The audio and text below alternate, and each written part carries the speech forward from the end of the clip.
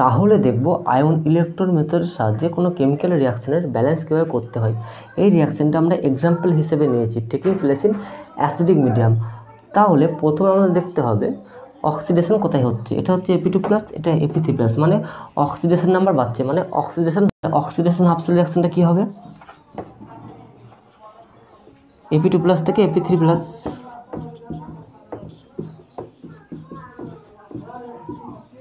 এবার দেখতে হবে রিডাকশন হাফ সেল রিয়াকশন।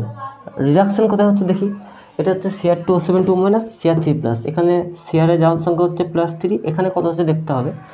এখানে Cr2O7 2 - মানে 2 Cr, এটা হচ্ছে -2, আর এখানে হচ্ছে -2 চার্জ, তার মানে কত হচ্ছে,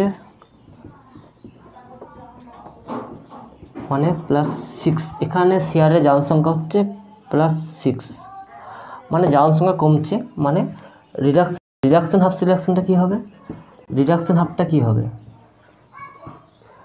Cr2O7 2 - থেকে Cr3+, এটা হচ্ছে রিডাকশন হাফ।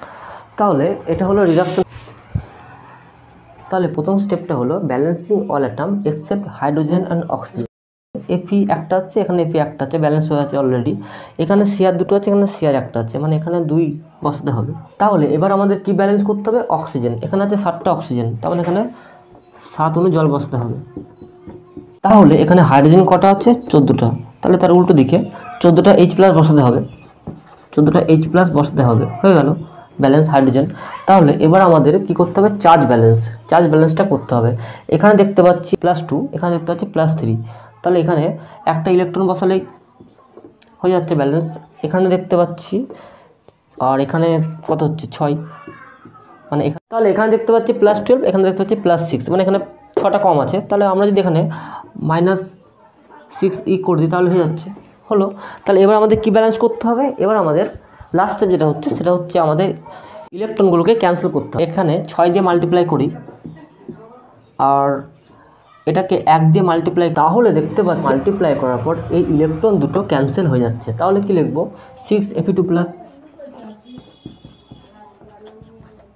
তাহলে 14H+, Cr2O7 2 - এদিকে কি হবে, এদিকে হবে 6Ap3+, তাহলে 2Cr3+ 7H2। তাহলে এটা হলো ব্যালেন্স করার পরে।